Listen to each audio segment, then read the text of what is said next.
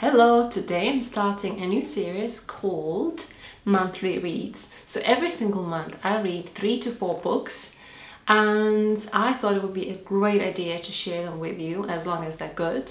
And I mostly read books about health, business, self-improvement, psychology, so I think a lot of you would actually benefit from them. So I hope that you're going to enjoy this new series, and let's get started. First book I'd like to talk about is probably one of the most profoundly life-changing books I've ever read, and it's called The Solution to Social Anxiety by Dr. Aziz Gazipura. It was a book I didn't expect that much from, because I thought, what could a little book do about something as serious and annoying as social anxiety? But it consistently came up at the top of suggested books for social anxiety, so I thought I would give it a try and read it. And oh boy, how this book surprised me. Yes, I've been suffering from social anxiety for all of my life. The thing is, while I was at school, at uni, or in my previous jobs, I didn't really feel that much of social anxiety because I was constantly surrounded by people, so I had a lot of social skills. And they say practice makes perfect, or at least almost perfect, and it was really true in my case. However, when I started working for myself at home, I wasn't in touch with people all day long anymore. In fact, I was spending days and days by myself or with my husband. Then I really started suffering from social anxiety, calling my internet provider on the phone, or talking to strangers, or even to people I didn't know very well. Talking in groups of people suddenly became insurmountable tasks, and I was extremely stressed to the point where I needed almost a whole day to recover from situations like this. So the book basically breaks down the root cause of social anxiety, which is feeling unworthy, inadequate, and fearful of rejection, which ultimately comes down to the lack of self-love and self-acceptance. What really changed the perspective for me when it comes to social anxiety was the fact that everybody has feelings like this. Everybody sometimes feels awkward and weird and silly around other people. Everybody has fears of rejection and of saying something stupid or doing something stupid. We all have fears like this. Now, the difference between a brave person and a cowardly person is that they all feel fear, but the brave people actually act regardless of fear. And everybody does all kinds of stupid things and embarrass themselves all the time. Even the best of us do that, so there's nothing wrong with that. All of us humans have very similar fears and feelings, so there's really no reason to be scared of other people. So the book has a lot of practical exercises, and I would really encourage you to do all of them if you read the book, because just reading and not applying anything in practice is really not going to help you much. One of the exercises that really made me understand how bad the problem was and how much it improved towards the end of reading the book was listing all of their social activities and rating them based on how much anxiety and stress they cause in me when I think of doing them. So at the beginning there were lots of things that I couldn't even think of doing, or things that I could force myself to do, but they were causing me a lot of stress. And by the end of the book, after completing all the challenges and all the tasks and working with myself, I realized that most of those things actually seemed quite doable and quite easy to do. And there were just maybe a couple of things at the top of the list that I was still not really willing to do. So I saw an amazing improvement. Instead of looking at people and seeing these angry, scary, dangerous creatures that were just waiting for the chance to lash out at me and tell me what horrible thoughts they were thinking of me, after reading this book, I suddenly realized that I was looking at them in a very open and trusting manner. I looked at them with a smile, and I wasn't afraid of their reaction to me. I felt equal to them. Then I went on my trip to Lithuania and a couple of days in London, and I had a chance to really put all this theory into practice. And it's incredible how different my interaction with people was. They really sensed a different attitude and energy coming out of me, and they really opened up, and strangers started conversations with me, or I was getting into conversations the whole time with cashiers and people on the street. And trust me, in Lithuania that's almost impossible. but things were happening. And then when I was in London, I got approached and started a conversation with 3 different guys on the same day, which is unheard of because when I lived there, I was maybe approached twice in the whole year. And I really enjoyed this human conversation. Around every corner, I met somebody else, somebody really interesting to talk to. And I felt open, relaxed. I felt really like a different person. Then I also managed to start a conversation on the plane with a neighbor at the next seat, which was nice.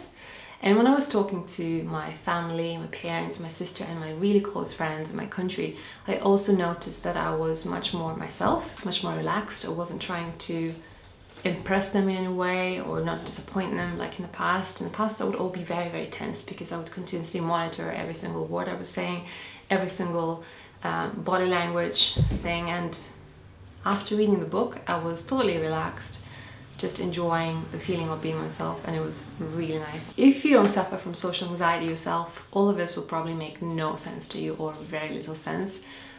But if you are suffering from social anxiety, then you will really understand what all of this means.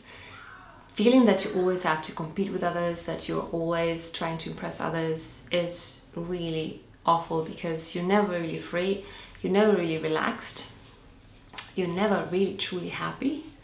And setting yourself free from it feels incredibly good. So I would really highly recommend reading this book if you suffer from social anxiety yourself. Because I was so impressed with Dr. Gazook's work, I decided to read another book of his. And the next book was actually the second book he wrote, and it was called The Art of Extraordinary Confidence. So the one about social anxiety was his first one, the confidence book was his second one, so the styles are slightly different. The second book about confidence is much more relaxed, much more informal, even entertaining and funny at times, which I found really nice. It was really easy to read. I actually read it on the plane and it was the perfect kind of read on the plane. It's a huge book though, so it takes a while to read it. And this book is basically about creating the life of your dreams and getting to freedom and happiness and love all through building an incredible amount of confidence. Because the thing is, if you're not confident in yourself and in your abilities, it's quite impossible to achieve real freedom and success and love, because without confidence there'll be things like imposter syndrome, analysis paralysis, fear of success or fear of failure, placing all kinds of limits, conscious limits on yourself, and the list could go on and on and on. And it's the extraordinary confidence that makes ordinary people and their lives extraordinary. So the Art of Extraordinary Confidence as well, just like the other book, has a lot of different exercises to do and also lots of real life stories from Dr. Aziz's own life and also the life of his clients.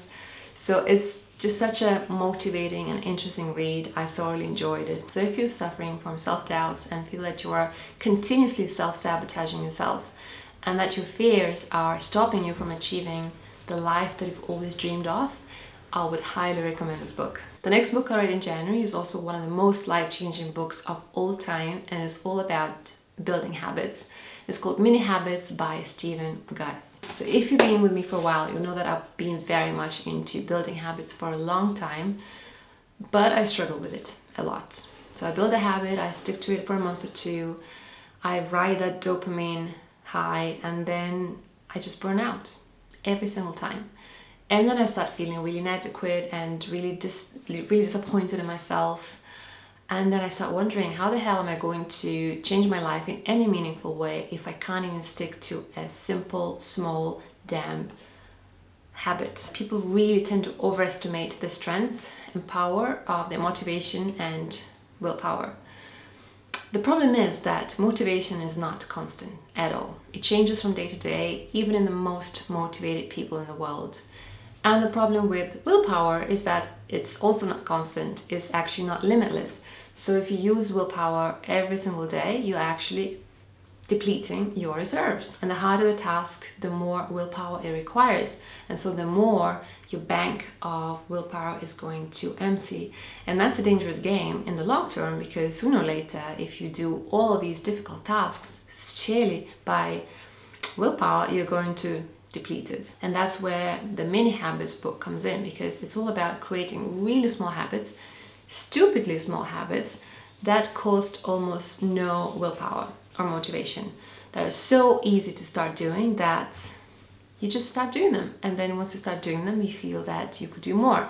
And that's the beauty of the principle of inertia. So the principle of inertia is basically that it's really difficult to make an object move, but once it's already moving, it's much easier to keep it moving.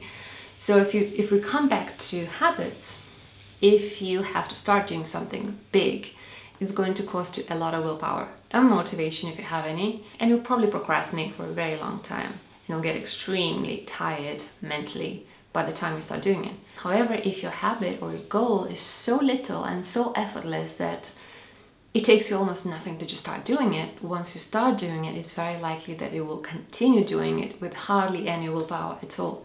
And that's really the principle of mini habits. When you create really small mini habits and you stick to them every single day, because they're just so stupidly simple that it's impossible not to do them every single day. Once you stick to your goal every single day, no matter what, and no matter how small it is, you get this incredible feeling of achievement and you feel like a success no matter what. And that's really what builds this incredible motivation and inspiration. And that's how magic happens, and that's how you can really change your life. So if you're wondering what kind of mini habits I've been focusing on after reading this book, I've got 3. The author says that there should be no more than 3 mini habits, because otherwise it's just too much, it's too overwhelming. So I've been focusing on meditating for 5 minutes every single day, cleaning for 5 minutes every single day, and that doesn't include washing dishes that I do every single day anyways, all the other additional tasks. And the third habit is writing 50 words for my book every single day. So as you can see, these are very simple, and trust me, this method really works, because I've been sticking to the goals. I've been making progress little by little every single day, and it's really true. Once I start writing, for example, even though my goal is 50 words, once I actually make a start, on most of the days I actually write much more than that, and I feel like a huge success. So it definitely works. Try it out. And if you do, please let me know what kind of habits you are going to be focusing on. And also, if you have social anxiety, let me know how it's been affecting your life. And also, if you've ever found anything that helped you or worked for you, I would really love to know. So thanks so much for watching. I really hope that you enjoyed this first video of the monthly reads, and I'll see you in my next one. Bye.